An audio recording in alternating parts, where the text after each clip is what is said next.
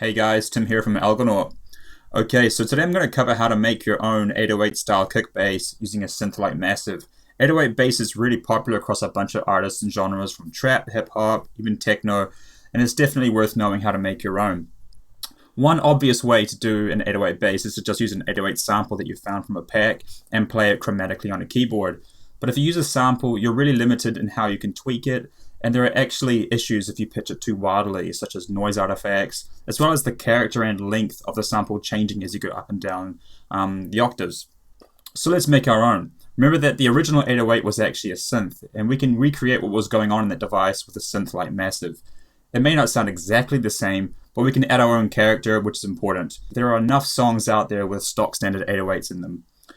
So I'm going to make an 808 bass in Massive and uncover a bunch of tricks you can try to give it character and make it your own. And then I'm going to record a few bass loops using the 808 patches that I've made.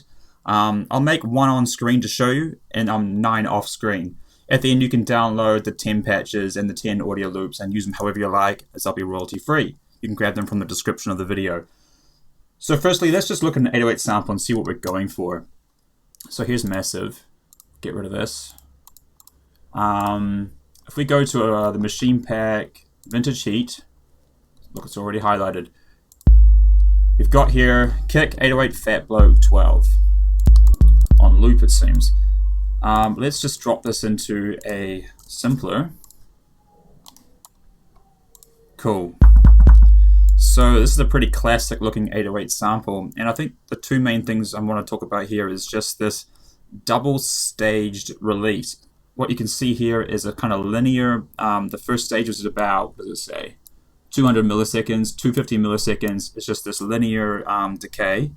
And then from there's the second stage, which is kind of more exponential. So really this first stage is kind of your punch, and the second stage is your tail. So we'll need to recreate that.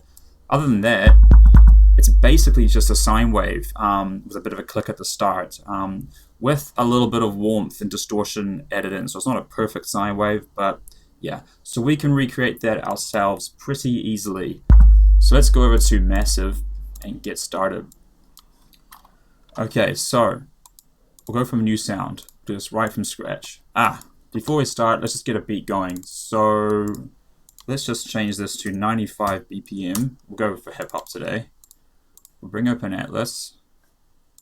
We'll choose a map. We're going to choose machine best hip hop. So this is 4 machine packs that are pretty good for hip hop. I have more, but they're kind of my favorite ones. Let's go new kit. Let's get a MIDI clip. Okay, I'm going to select hip hop classic. Let's drag this in. Sweet. Hit new kit a few times. And what have we got? Launchpad. Funny.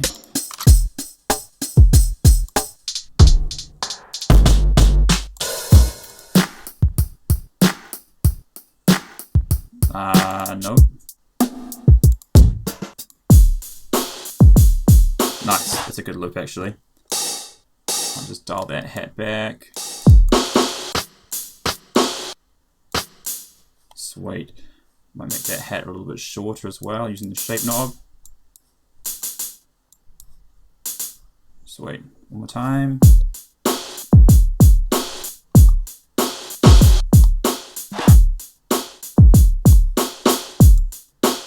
Yeah, it's a good loop.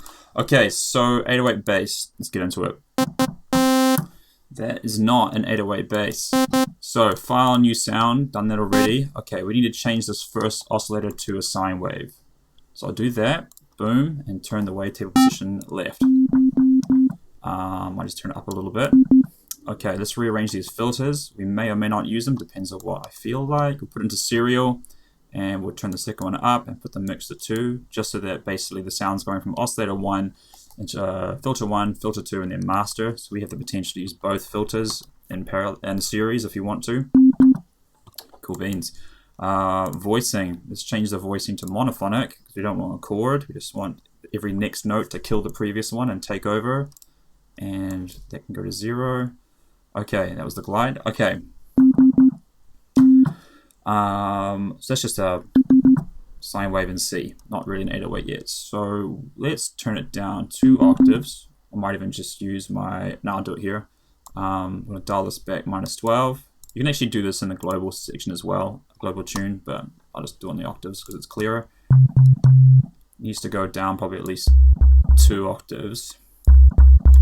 Okay, let's look at the envelope shape now. We're going to go to the 4th envelope. The 4th envelope by default is your volume envelope. So we'll make this attack nice and fast because we need it to be. Right, we also need to change the playback mode from gate, which means it depends on how long you hold the note for, to just 1 shot. So at the moment it's basically going to play out the entire envelope every time I press a key. So let's reduce this decay. It's a shame we can't see the milliseconds and time in these envelopes, but we can just do it by ear. We kind of want a decay that's sort of long enough to hear a punchy time. And let's just dial the sustain down a little bit, which is actually, this is labeled level, but it's actually the sustain. Ah, yes, and we'll turn this on to linear. So what we're trying to recreate is this initial stage here in the 808. So that's kind of the punch, and then we'll just dial the release up.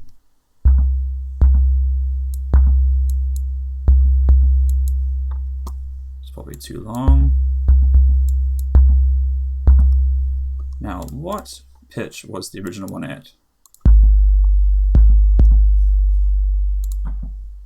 Back to here. Right, the original one was actually in G sharp. So I'll just keep it on there. If you can't hear this, crank your sub. Alright, that's actually pretty damn close already, to be honest. There's your basic 808 patch right there. But let's add some more character to it. So from there, I'm going to go to the oscillator section and turn on this restart via gate, which what this basically does is every time you now press a note, it's going to make sure that the waveform restarts at its 0 position. The good thing about that is that we can then offset the first, obviously this is oscillator 1 here, we can offset this waveform so it actually starts halfway through or a quarter of the way through the waveform. In the case of a sine wave, a quarter of the way through is the peak of one of the waves. So if we're starting right on that peak, it's actually going to click, and we want that click. So you can hear that now. It's a click that we want, so it gives it that sort of snap at the start. So that's one way to get that click. Let's move on. We're going to add a little bit of distortion. So let's go up to there's different ways to do it. I'll cover a few. We can use distortion here in the effects. So we'll just go classic tube. Maybe just dial the dry wet to dry and dial it in. We don't want much. Let's pull that up. How's this compared to our? We actually got too much distortion. Dial the drive back a bit. It's also louder. Cool. Alright, let's say we want to get even more punch and click into this. We can use an envelope. So we're going to chuck an envelope on the pitch of the oscillator. So we'll do that, and let's just dial it up by, say, 2 octaves, 24. We'll play with this and see how we go. Set the attack to 0, set the sustain to 0, and the decay to be real small. So what this is going to do, not 0, but just really small, this is going to cause the pitch every time I hit the note to zip up to like 2 octaves higher and then shoot back down again. That's going to give you that punchy click. It's almost like more like a 9 and 9 right now, so I probably need to do a bit more of this. We've got 48, so 4 octaves. Here we go, you can kind of hear this sort of zap at the start.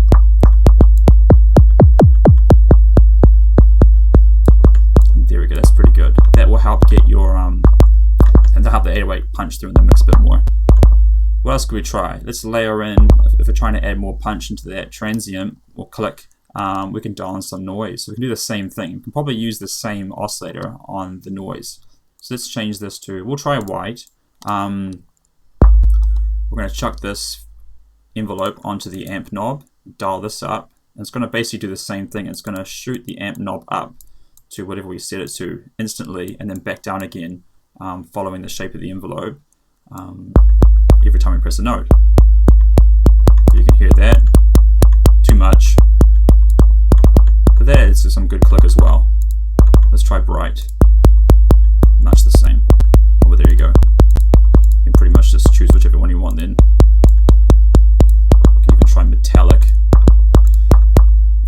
metallic is noise designed to replicate the metallic hat sound on 808s. You might find it actually adds a bit more vintageness to it.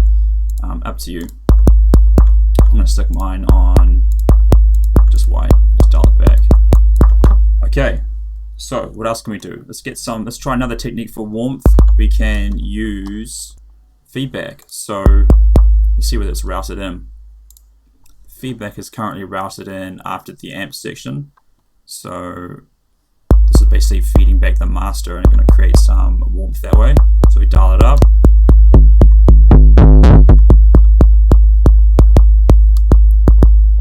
There you go, that's going to add some subtle distortion. Now it's a bit too loud. Dial it back until it's not redlining. What I kind of find feedback tends to do, it can be useful in some cases, it tends to kind of round out the sound. It gets rid of all the harshness and it just makes it kind of boosts and warms the low end and kind of tidies up the high end. And that can be useful in a case like this when you're trying to make a bass sound, but it's not very useful when you're trying to make a lead sound. But it sounds good here. So that's feedback. The last way you can distort it, of course, is also on one of these inserts. You could chuck an insert anywhere. Basically, we'll just use insert 1. I find that parabolic shaper is actually a little bit nicer on the ear than the sine one. Dial the drive back a bit. Maybe so like, say, 9 o'clock. That's also adding a level of distortion and warmth.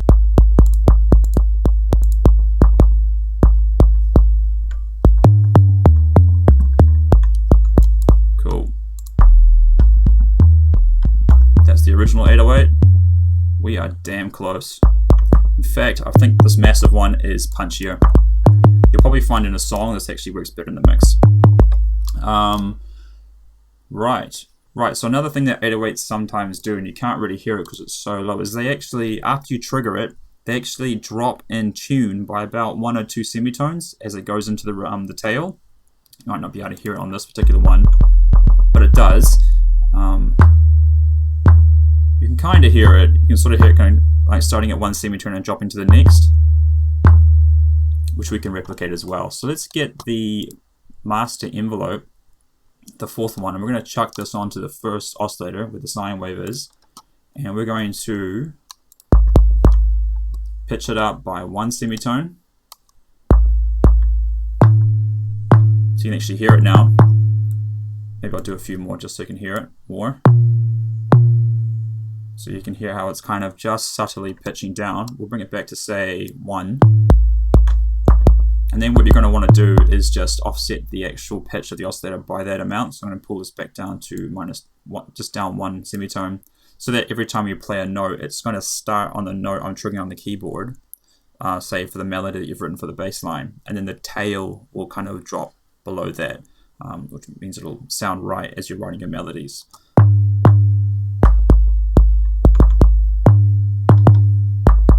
Cool. That sounds pretty good.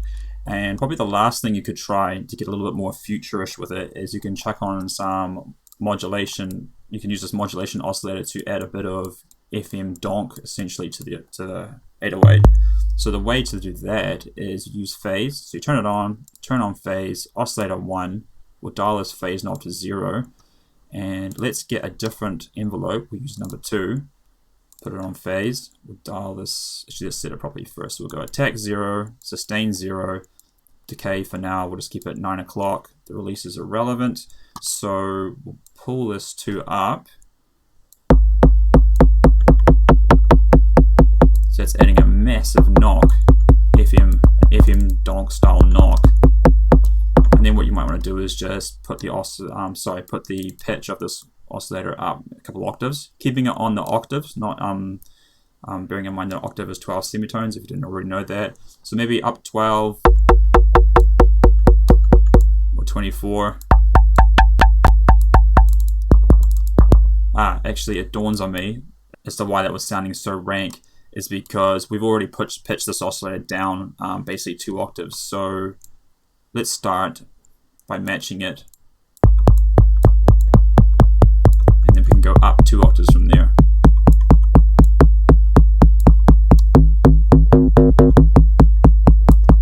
Or back to where we were at the start. See, that's actually quite a lot, as in probably too high. We'll pull it back down, say to 12.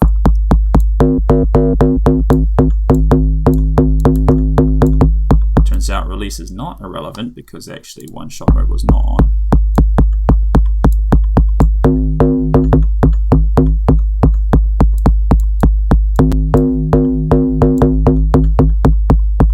Now with one-shot mode on, it's just going to follow the envelope however long it is.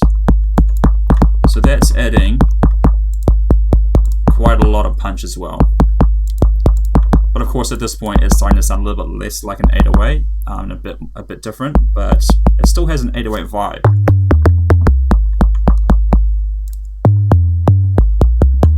That's a bit more classic. Up to you. Up to you. Sweet. Okay, so from there what we could do is we could just do a bit of EQing, a bit of compression, and we're pretty much good to go.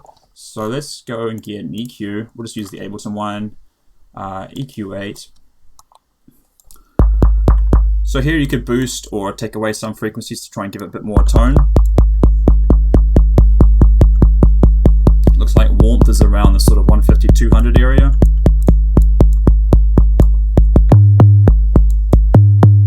That's quite good.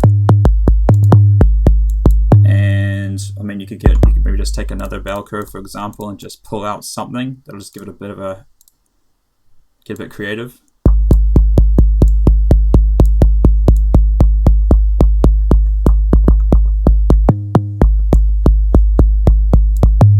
I mean, honestly, it really depends on the rest of your song as to picking the right frequencies for doing this. In isolation, everything kind of sounds good. But yeah, you can get creative on the EQ to kind of shape the tone of that 808 as well. And the last thing I'll probably add would just be a compressor, just to make sure it's really snapping. So I'm going to use the Universal Audio plugins because they sound great. We'll just check on the LA2.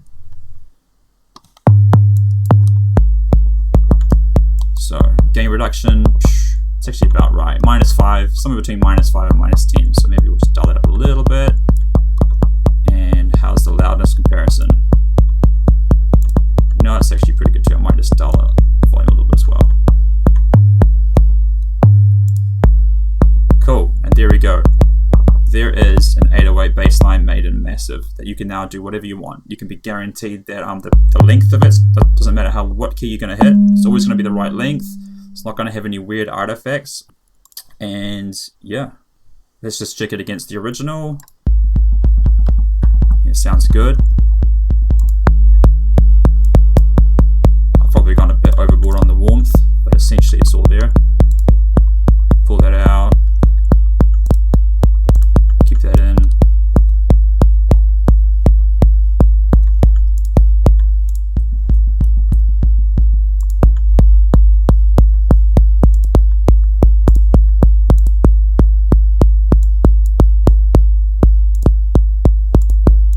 Maybe just reduce the volume a bit more. It's just a better comparison. Sweet. There we go. 808 bass line made with Massive. And our one is definitely punchier, and you probably find in the mix of a song it will really cut through more. So let's get a loop recorded. How's our beat going? Cool. So I'm going to make a new audio channel. Boom. Let's go audio from Massive, monitor in, audio to sends only. So we're just hearing, so it's not actually sending to the master, so we're not hearing a duplicate. And back over here, we'll record a loop in MIDI. What can we do?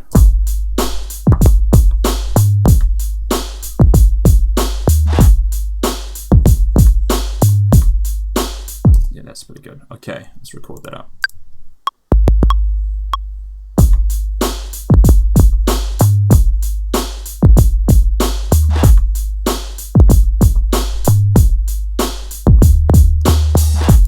Basically just following the kick drum. Okay, we'll select all that, quantize that, so it's a 4-bar loop.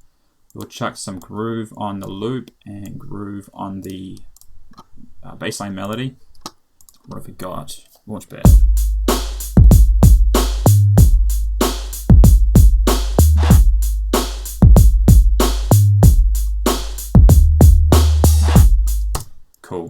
let's record that as an audio loop.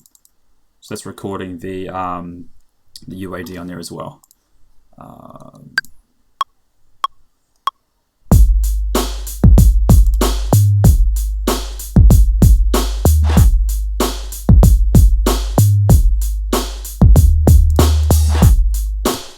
Cool.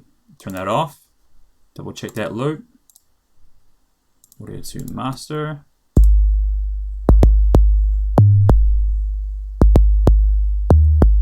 Easy. 808 bassline. It's not that hard. So what I'm going to do now is I'll save that patch in Massive, and I'm going to make 9 more, and then I'm going to make 9 audio loops as well, different bassline loops, and you can take them all. So I'll fade to black. Just give me a minute. Alright, cool, so that's done. So I've got 10 massive patches here and 10 audio loops that I've recorded. So yeah, let's give them a listen. Okay, let's just give ourselves a new beat. New kit. Weird.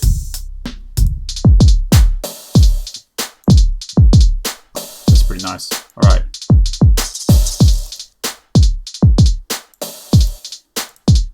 Okay, so listen to these audio loops. Stop that. Audio to master. So the first one, quite a simple one.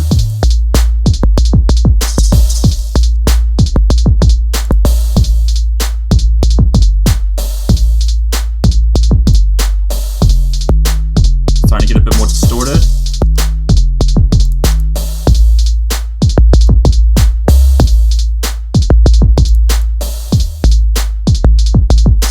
Bear in mind, some of these don't rhythmically suit the drums because they're made with different MIDI clips. So I was kind of cycling through MIDI clips and kits as I went, but you get the idea.